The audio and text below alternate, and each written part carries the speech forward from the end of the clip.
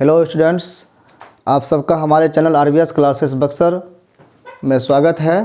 Principles of inheritance and variations 5 chapter पढ़ रहे हैं हम लोग 12वीं क्लास के NCERT बुक से।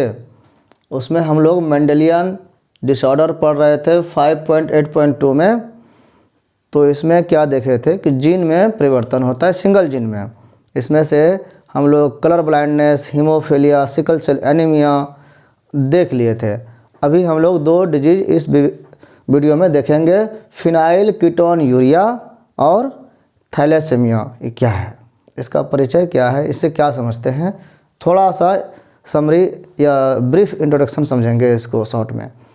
तो फिनाइल कीटोन यूरिया अलग अलग नाम है, फिनाइल कीटोन और यूरिया तीनों अलग अलग केमिकल भी होता है। यहाँ पर क्या मीनिंग है बायोलॉजी में वो देखेंगे। डिजीज के रूप में क्या है, तो this is autosomal recessive trait disorder. ये ऐसा डिजीज है जो फिर ऑटोजोम पर होता है। अभी देख रहे थे कि सेक्स क्रोमोजोम पर भी होता है और ऑटोजोम पर भी होता है। ऑटोजोम वो पूरा बॉडी के लिए क्रोमोजोम है और sex chromosome male female decide करने वाले फैक्टर वाले क्रोमोजोम हैं। तो ये ऑटोजोमल जो क्रोमोजोम होते हैं उस पर ये बीमारी होता है। उसके जीन में अगर म्यूटेशन हुआ है ऑटोजोम में तो ये बीमारी होता है। वो कैसे कहाँ हो रहा है देखते हैं। और रिसेसिव ट्रेट है, मतलब ये कैरियर के रूप में काम करता है, छिपा हुआ भी रहता है। अगर एक क्रोमोजोम में हुआ तो छिपा रहेगा, दोनों क्रोमोजोम में अगर हो गया तो इस बीमारी के रूप में आ जाएगा। इसमें क्या होता है, इनबॉर्न एरर ऑफ मेटाबॉलिज्म। ये फंक्शन क्या है, इसका क्या मतलब है कि बॉडी का जो फंक्शनिंग है मेटाबॉलिज्म उसमें एरर हो जाता है, उसमें कमी हो जाता है, उसमें गलती होने लगता है और फिजिकली कुछ देखने में प्रॉब्लम नहीं होता है, सब कुछ एक जैसा स्वस्थ व्यक्ति की तरह। लेकिन मेटाबॉलिज्म उसका एरर होता है, गलत होता है। उसमें क्या एरर आता है देखते हैं। द अफेक्टेड इंडिविजुअल, जो अफेक्टेड इंडिविजुअल होता है जिसमें ये बीमारी हो गया, लैक्स, उसमें कमी हो जाता है क्या, एन एंजाइम। ऐसा जीन में म्यूटेशन होता है, परिवर्तन होता है कि उसके कारण एक एंजाइम नहीं बनने लगता है या कम बनने लगता है, जिसके कारण वो एंजाइम लैक करता है, उसके शरीर में कम होने लगता है। और उस एंजाइम के कम होने से क्या फ़र्क पड़ता है, तो जो वो काम करता होगा एंजाइम, उस एंजाइम की कमी से वो जो काम कर रहा है वो काम नहीं होने पाने लगेगा। जैसे कि इंसुलिन क्या करता है, ग्लूकोज कन्वर्ट करता है। तो अब इंसुलिन नहीं रहेगा तो ग्लूकोज कन्वर्ट नहीं होगा तो बॉडी में घूमेगा तो डायबिटीज कहलाएगा। उसी तरह का बीमारी है ये कि एक जो एंजाइम है जिसकी कमी से जो काम कर रहा था नहीं होता। तो वो कमी क्या, मतलब क्या काम करता था वो एंजाइम, तो वो एंजाइम जो है जिसकी कमी हो जाती है इस बीमारी में, दैट कन्वर्ट्स, वो भी चेंज करने का काम करता था क्या, the amino acid phenyl alanine. Phenyl alanine amino acid है, इसको ठीक है टायरोसिन में बदलने का काम करता है। ये जो इसको बदलने के लिए रिस्पॉन्सिबल है वो एंजाइम कम हो जाता है बॉडी में, तो क्या होगा, फिनाइल एलिनिन टायरोसिन में नहीं बदल पाएगा या कम बदलेगा, ज़्यादा फिनाइल एलिनिन के रूप में ही रह जाएगा। और जब इस रूप में रहेगा तो क्या हानि होगा, तो रिजल्ट्स ऑफ दिस, इसके कारण क्या होगा कि फिनाइल एलिनिन जो है इज एक्यूमुलेटेड, वो बॉडी में इसी रूप में जमा होने लगेगा। जब इसी रूप में जमा होगा तो and converted into phenyl pyruvic acid, और जब ये फिनाइल एलिनिन घूमते रहेगा बॉडी में तो ये फिनाइल पायरोविक एसिड में बदल जाएगा। हमारे घर में कूड़े कचरे सड़ जाए तो वो कीड़े मकोड़े बन जाएंगे उससे, ये इस तरह के पायरोविक एसिड उसमें आ जाता है, बन जाता है। एंड अदर डेरिवेटिव्स, इसके साथ और भी कई चीज़ बनते हैं। और जब ये बनता है तो फिनाइल पायरोविक एसिड क्या करेगा फिर, तो एक्यूमुलेशन ऑफ दीज, वो फिर जब जमा होता है इन ब्रेन, वो ब्रेन में जमा होने लगता है। और जब ब्रेन में पहुंच गया, जमा होने लगा, तो रिजल्ट्स इन मेंटल रिटार्डेशन, ये क्या करता है, मेंटली रिटार्ड कर देता है, पीछे धकेल देता है, 20 साल के हम हैं, हमारी बुद्धि को कम करके 10 साल का ला देता है। मतलब बुद्धि हमारे मानसिकता, हमारा लॉजिक, हमारा इंटेलिजेंसी सब खत्म करने लगता है। आईक्यू हमारा कमज़ोर कर देता है, हम बेवकूफ़ जैसा व्यवहार करने लगते हैं। तो ये मेंटल रिटार्डेशन होता है। इनबॉर्न होता है ये, जिसमें अगर हुआ तो वो बचपन से होता है, वो विकसित नहीं होगा, वो बड़े तो हो जाएंगे, बुद्धि छोटी रह जाएगी। तो ये मेंटल रिटार्डेशन एक का लक्षण। और क्या होता है जब दिमाग में होता है तब, these are also excreted through, excretes क्या है, एक्सक्रेशन जो है वो यूरिन, स्वीट ये सब निकलना हुआ, स्टूल निकलना हुआ, तो टॉयलेट जो जाते हैं हम तो वो एक्सक्रेशन करते हैं, तो उसमें भी एक्सक्रीटेड थ्रू यूरिन, पेशाब के रूप में, जो कि ब्लड से छन के आता है, तो पेशाब के रूप में ये भी बाहर निकलता है। Because of its poor absorption bye kidney, इसको किडनी एब्जॉर्ब नहीं करता है, कम करता है, इसीलिए ये पेशाब में निकल जाता है। तो ये इसका फिनाइल कीटोन यूरिया चूँकि यूरिन से रिलेटेड है, इसीलिए यूरिया भी इसमें ऐड है। और फिनाइल तो है, ये फिनाइल एलेनिन का बात है ये। तो ये बीमारी पता चल गया कि ये बचपन से होता है और मेंटल रिटार्डेशन करता है, बच्चों में मंद बुद्धि कायम करता है, बच्चे को मंद बुद्धि बना देता है। ये हुआ। दूसरा बीमारी है यहाँ पे थैलेसेमिया, यह भी मेंडेलियन डिसऑर्डर की तरह से एक जीन में परिवर्तन का बीमारी है थैलेसेमिया। थैलेसेमिया में मियाँ से लग रहा है कि ये एनीमिया का बात हो रहा है, तो ये सच में एनीमिया ही है। मतलब इसमें भी खून की कमी होती है। एक नॉर्मल एनीमिया, एक सिकल सेल एनीमिया पढ़े, और तीसरा ये थैलेसेमिया है, ये भी एनीमिया है। तो उससे इसमें फ़र्क क्या है, वो फ़र्क भी हम लोग देखेंगे। पहले देख लेते हैं कि थैलेसेमिया क्या है, इसमें क्या प्रॉब्लम होता है।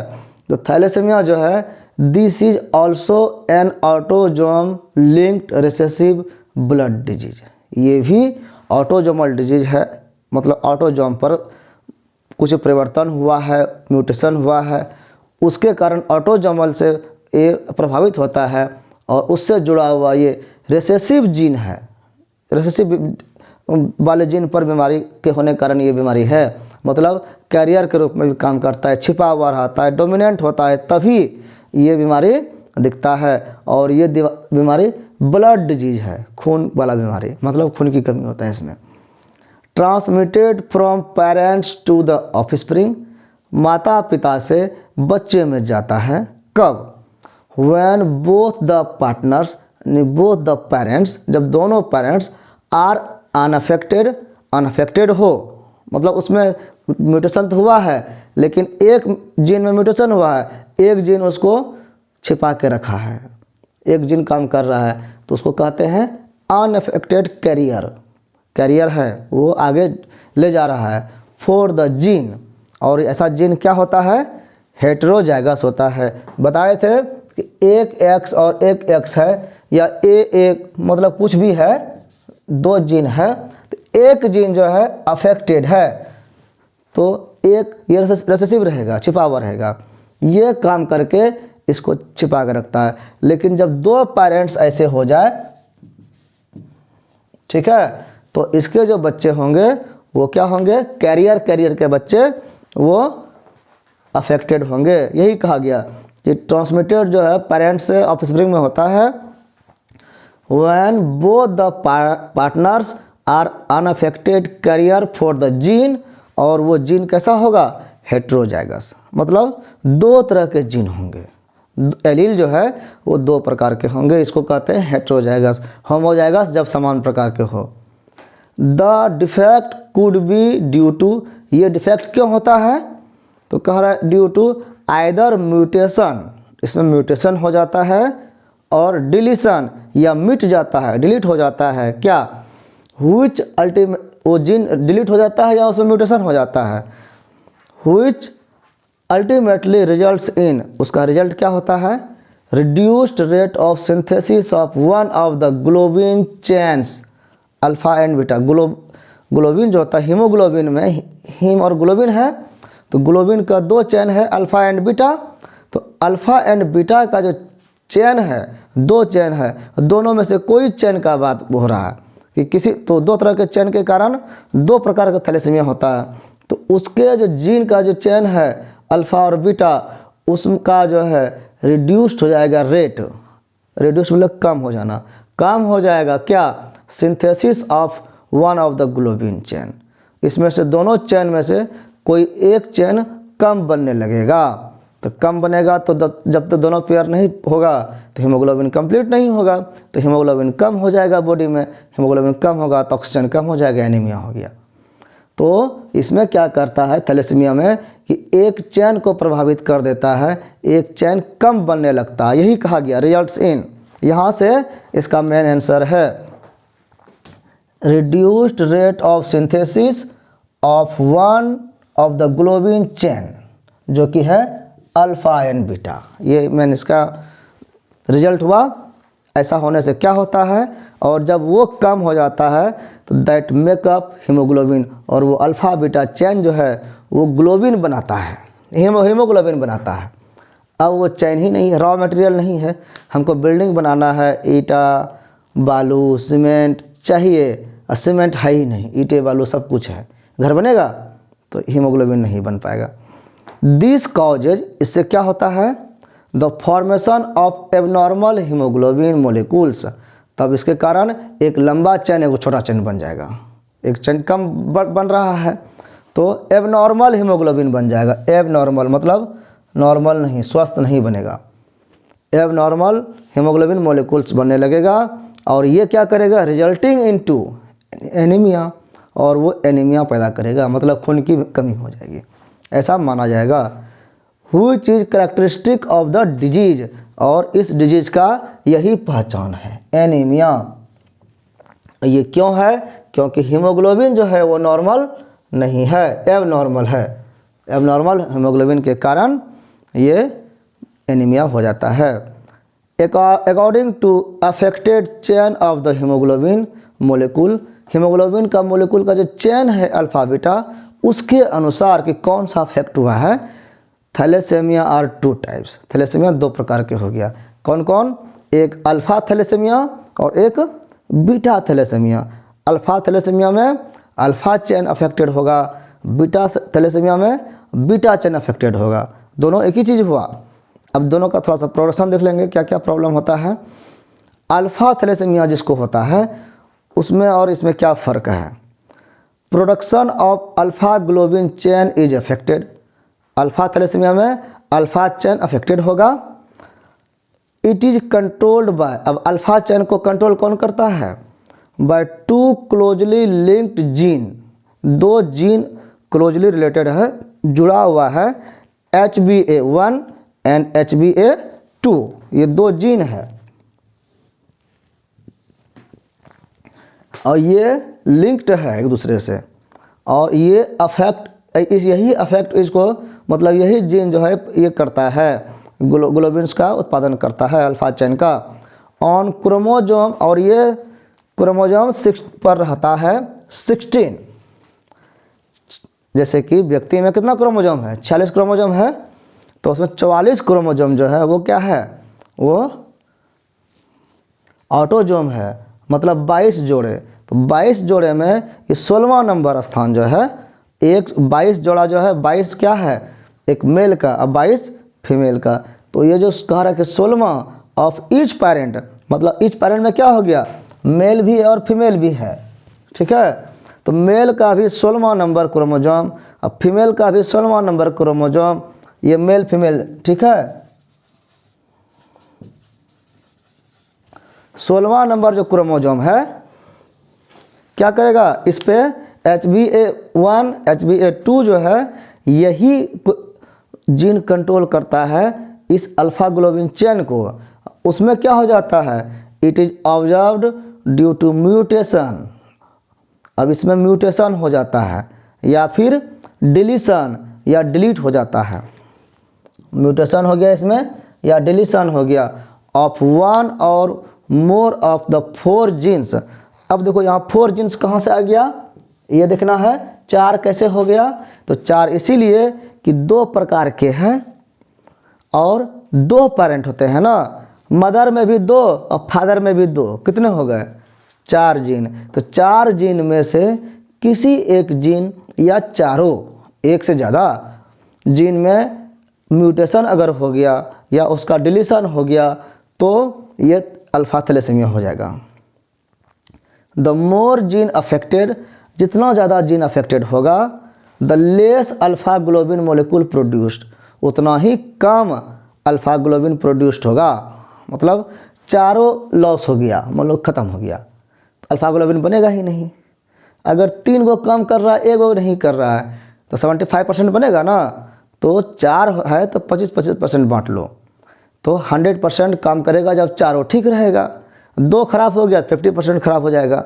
तो इस तरह से यही कहा गया कि द मोर जीन अफेक्टेड, जितना जीन अफेक्टेड होगा, ज़्यादा अफेक्टेड होगा तो less alpha globin molecule produced, तो अल्फा ग्लोबिन जो चैन है वो कम होगा प्रोडक्शन उसका। ये अल्फा थैलेसीमिया का कहानी है। इसमें याद रखना है कि 2 तरह के HbA1 HbA2 जीन होते हैं और क्रोमोसोम 16 नंबर पर होता है। ये पूछा जा सकता है कितना नंबर पर होता है, 16 पर, और दोनों पेरेंट्स में होता है, ये भी ध्यान रखना, ईच पेरेंट्स। तो 2 दूना 4 हो गया। अब बीटा थैलेसीमिया में कह रहा है कि production of beta globin chain is affected. Beta thalassaemia तो बीटा चेन अफेक्टेड होता होगा, निश्चित है।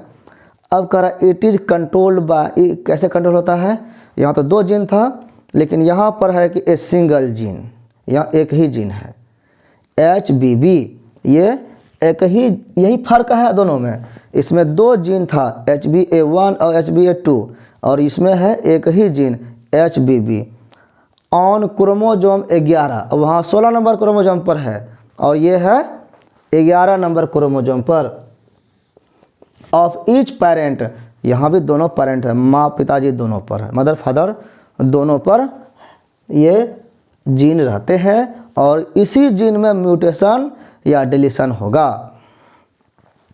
And occurs due to mutation of one और बोथ जीन्स। अब यहाँ था 4 और यहाँ क्या है बोथ जीन्स, क्योंकि एक ही दोनों में है तो 2 हुआ, तो एक में या दोनों में म्यूटेशन अगर हो गया तो बीटा थैलेसीमिया बनेगा।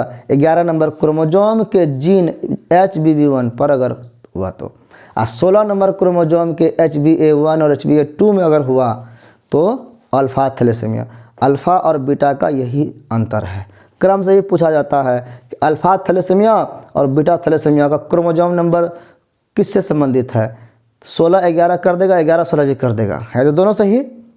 लेकिन क्या हुआ, अल्फा पहले है तो 16 होगा पहले, अब बीटा बाद में है तो 11 बाद में होगा, उल्टा है तो उल्टा लिख देंगे। तो ये इसकी कहानी है। अब ये भी हीमोग्लोबिन की कमी ही बता रहा है, तो सिकल सेल एनीमिया और इसमें क्या फ़र्क हुआ, कुछ डिफरेंस होगा।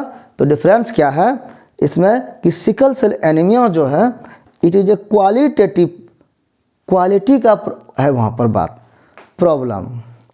सिकल सेल एनीमिया में हीमोग्लोबिन प्रोडक्शन होता है जितना होना चाहिए, क्वालिटी नहीं, ख़राब क्वालिटी का होता है। जो ऐसे बाय कॉन्केव होना चाहिए वो लंबा लंबा होने लगता है, ख़राब क्वालिटी का प्रोडक्शन होता है। इसीलिए कहा गया सिकल सेल एनीमिया जो है इट इज़ ए क्वालिटेटिव, यानी क्वालिटी इसमें ख़राब होता है।